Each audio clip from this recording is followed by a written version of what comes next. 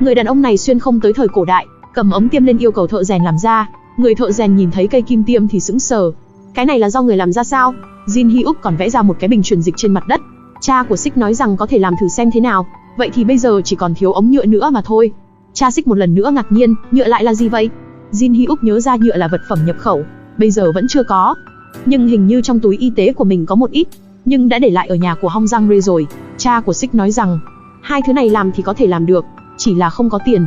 Rèn sắt thành kim, tiền vốn rất cao, hơn nữa thủy tinh cũng không rẻ đâu. Đúng lúc này, Lee Ha-won cõng theo con trai chạy tới. Vấn đề liên quan tới tiền tôi có thể giải quyết được, nhưng đổi lại phải trị khỏi cho con trai của tôi. Jin Hyuk nhìn vào đứa bé đang bế trên tay. Chẳng lẽ đứa bé này chính là vua Go Dong của sau này hay sao? Anh biết sau này Go Dong sẽ trở thành hoàng đế, nhưng nếu như bây giờ chết ở nơi đây, thì lịch sử sẽ bị thay đổi. Bất luận như thế nào cũng phải cứu sống được cậu bé. Lúc này đại phu Heo Wang ở gần đó than khóc ầm trời luôn miệng khóc cha gọi mẹ. Ta muốn về nhà để tìm mẹ của ta, không muốn chết ở nơi đây. Jin Hyuk nghe thấy ông ta oán than như thế thì vô cùng tức giận. Ông đã lớn thế này rồi, sao vẫn không kiên cường bằng một cậu bé? Đại phu Heo Wang vừa quay người lại thì phát hiện người nằm bên cạnh đã chết rồi.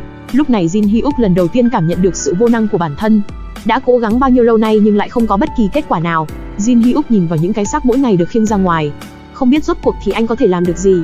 Lúc này Hong Jang-re mang theo những ống nhựa chạy tới chỗ anh. Jin Hyuk biết nơi này vô cùng nguy hiểm nên bảo cô quay trở về. Tuy nhiên, cha của Hong Jang-re cũng bị chết vì bệnh tả này, nên cô không hy vọng nhìn thấy thêm nhiều người chết nữa. Cô quyết định đi theo Jin Hyuk cùng anh đối phó với dịch bệnh. Lúc này đại phu Heo Hoàng hét lớn lên rằng tôi đã khỏi rồi, bây giờ tứ chi đã có sức lực cũng không còn bị tiêu chảy nữa. Jin Hyuk nhìn thấy sự cố gắng của mình cuối cùng đã có kết quả, mới thở phào nhẹ nhõm. Cha của Sik cũng đã làm xong bình truyền dịch. Jin Hyuk đã chế tạo ra một bộ dụng cụ truyền dịch đơn giản, dạy cho Hong Jang-re cách truyền dịch. Đầu tiên dùng rượu Jeju sát khuẩn, sau đó tiêm ống tiêm vào trong huyết quản là được. Tuy nhiên Mi Ưng Bak sau khi được truyền dịch, cậu bé không những không giảm nhẹ đi mà còn trở nên nặng hơn. Bây giờ cách duy nhất chỉ có thể truyền dịch thông qua bắp đùi để có thể truyền vào cơ thể nhiều dịch thể hơn nữa. Sau khi tiêm xong, Jin Hyuk đã ở cạnh bên chăm sóc cho Mi Ưng Bak suốt đêm và không hề chợp mắt. Anh biết cậu bé trước mặt anh quan trọng như thế nào. Làm bác sĩ bao nhiêu năm nay, chưa bao giờ giống như hôm nay khát khao muốn cứu sống một người như thế. Lúc này, cuối cùng thì Mi Ưng Bak cũng đã tỉnh lại, tiểu tiện đã thông thoáng, mọi người đều vô cùng vui mừng. Đi tiểu thuận lợi có nghĩa là cơ thể đã hoàn toàn hồi phục, sự nỗ lực bao lâu nay cuối cùng đã không bị uổng phí. Lúc này không biết ai đã đưa tới làng To Mắc rất nhiều lương thực và muối ăn. Bây giờ vật tư đã phong phú lên, đủ để cho họ chữa trị cho tất cả bệnh nhân. Khi nghĩ tới việc sẽ nhanh chóng chiến thắng được căn bệnh lạ, mọi người đều vô cùng vui mừng. Nhưng chính vào lúc này Jin Hyuk đột nhiên cảm thấy cơ thể không được khỏe, đường ruột khó chịu. Đây là người đàn ông thê thảm nhất mà tôi đã từng gặp, té xuống từ trên tầng lầu cao và xuyên không tới hơn 200 năm trước, thì lại gặp phải dịch bệnh ở thời cổ đại. Bệnh tả ở thời hiện đại không là gì cả, nhưng ở thời cổ đại lại là một chứng bệnh không thể chữa trị khỏi. Đại phu Heo Wang rất tự trách, khi đó ông không nên nôn mửa lên người anh. Jin Hyuk biết tính nghiêm trọng của vấn đề, nên anh đã yêu cầu Hong Jang-re đứng ra xa. Nhưng Hong Jang-re biết rất rõ bây giờ chỉ có cô có thể cứu được anh. Thế là cô làm theo phương pháp đặt kim tiêm mà Jin Hyuk đã hướng dẫn. Jin Hyuk cũng đã đích thân trải nghiệm được cảm giác khi bị bệnh tả, đau khổ, sợ hãi, bất lực. Ngày hôm sau, tình trạng của Jin Hyuk trở nên càng nghiêm trọng hơn. Hong Eun-re nhớ lại tình cảnh khi Jin Hyuk chữa trị cho Mi Ưng Bak, đặt ống tiêm truyền dịch vào bắp đùi thì hiệu quả sẽ nhanh hơn. Nhưng vào thời cổ đại, nam nữ thụ thụ bất thân, phụ nữ chạm vào cơ thể đàn ông là một việc chưa bao giờ xảy ra. Nhưng vì để cứu lấy tính mạng của Jin Hyuk, Hong Jang-re cũng không thể quan tâm quá nhiều được. Jin Hyuk mơ thấy mình một lần nữa xuất hiện trên sân thượng bệnh viện. Anh hiểu rõ bây giờ vẫn chưa phải là lúc anh quay về, thế là anh lại nhảy xuống một lần nữa. Trong thế giới hiện thực, Jin Hyuk cũng đã từ từ mở mắt ra, còn Lee Ha-won lúc này đang đi tìm kiếm sự giúp đỡ của ngự y. Phương pháp trị liệu của Jin Hyuk thật sự có hiệu quả, hy vọng triều đình có thể phái thêm nhiều người hơn nữa tới hỗ trợ, đồng thời quảng bá khắp cả đất nước phương pháp chữa trị này. Ngự y đồng ý rất sảng khoái. Bây giờ thì lập tức đi tìm tể tướng để phái người tới, nhưng khi gặp tể tướng Kim thì lại nói dịch bệnh ở làng To Mắc lại trở nên nghiêm trọng, hy vọng tể tướng Kim có thể phái người tới đó để thiêu rụi toàn bộ làng To Mắc, ngăn chặn dịch bệnh lan rộng tới kinh thành. Tể tướng Kim nói rằng dù sao thì đây cũng là một nhóm tiện dân thiêu cháy thì thiêu cháy vậy. Thế là phái tướng quân Kim Kyung Tách đi chấp hành nhiệm vụ. Lúc này Lee Ha-won nhìn thấy một nhóm binh lính tới thì cảm thấy vô cùng mừng rỡ, tưởng rằng họ tới đây là để giúp đỡ chữa trị cho bệnh nhân. Nhưng giây tiếp theo thì nhìn thấy tướng quân Kim Kyung Tách rút kiếm ra và ra lệnh phóng hỏa. Mọi người vội vàng chuyển bệnh nhân đi nơi khác, nhưng cậu bé Sik đã không biết chạy đi đâu. Cậu bé đang chơi trốn tìm cùng vài người bạn và không biết đã trốn ở nơi nào. Mẹ Sik tìm thấy cậu bé trong căn phòng. Khi họ định chạy ra ngoài thì ngọn lửa đã bùng lên dữ dội, họ đã không thể nào ra khỏi đây được nữa. Thế là cô đã đổ phần nước ít ỏi còn dư thừa lại lên đầu của Sik. Jin Hyuk nghe nói vợ và con trai của cha Sik còn đang bị kẹt lại trong phòng, thì anh muốn liều命đi cứu người, nhưng đã bị Lee Ha-won ngăn lại, bởi vì bây giờ đã quá muộn rồi. vào trong đó chỉ có chết thôi. Sau khi ngọn lửa được dập tắt, mọi người nhìn thấy hai thi thể đã bị cháy đen, đều vô cùng đau lòng.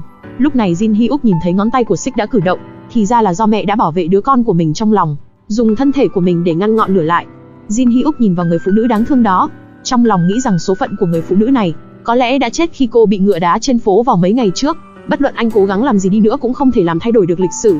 Không bao lâu sau, ca kỹ Chun Hong vì muốn báo đáp ơn cứu mạng của Jin Hyuk nên đã mời anh tới kỹ viện dùng cơm.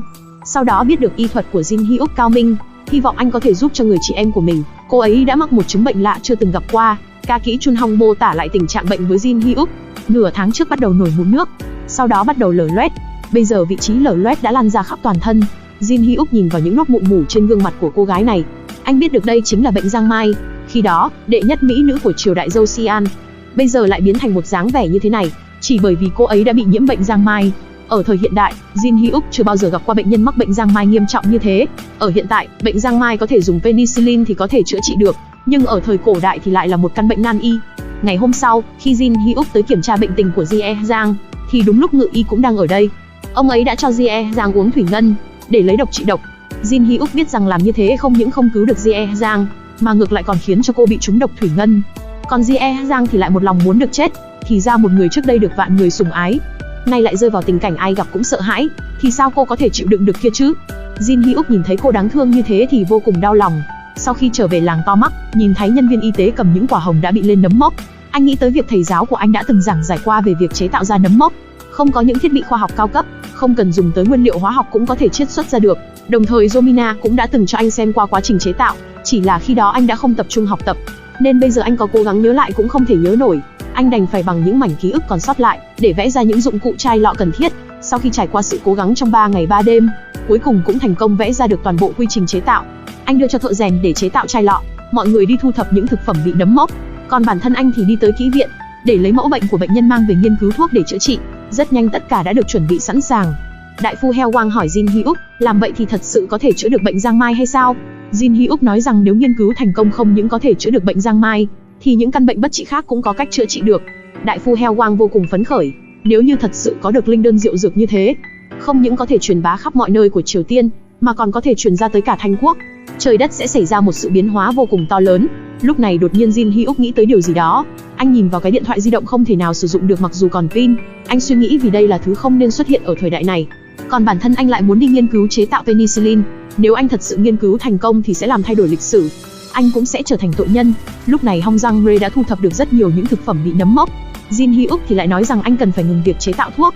Hong Giang Rae không hiểu tại sao, sáng nay vẫn rất bình thường kia mà, tại sao tới buổi chiều lại muốn dừng lại. Jin Hyuk cũng không giải thích quá nhiều và bỏ đi một mạch. Buổi chiều Lee Ha-wi-ung đã đem Jie Giang tới bệnh viện thời Joseon, bởi vì có người muốn giết cô ấy. Thời Joseon có một quy định là không được giao lưu với người Tây Dương, một khi bị phát hiện thì sẽ tru di cửu tộc. Còn căn bệnh giang mai của Jie Giang chính là vì đứa con trai lớn của tể tướng uy hiếp bắt cô ở chung với người Tây Dương nên mới bị mắc bệnh.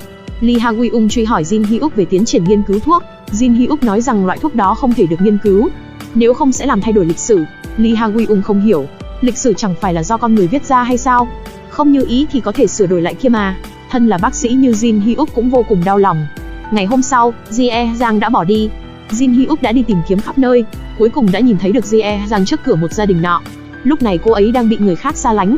Jie Giang biết rằng cô không còn hy vọng nữa, do đó không muốn liên lụy tới người khác. Jin Hyuk muốn xin lỗi cô nhưng lại không thể nói nên lời. Jie Giang nói rằng bấy lâu nay cô chỉ là một món đồ chơi trên tay kẻ khác, bị người khác xem thường, thân phận thấp hèn. Cô cũng muốn được sống như một con người, cho dù là một ngày thôi cũng được. Jin Hyuk nghe thấy những lời này của cô thì không thể chịu đựng được, anh kéo lấy tay của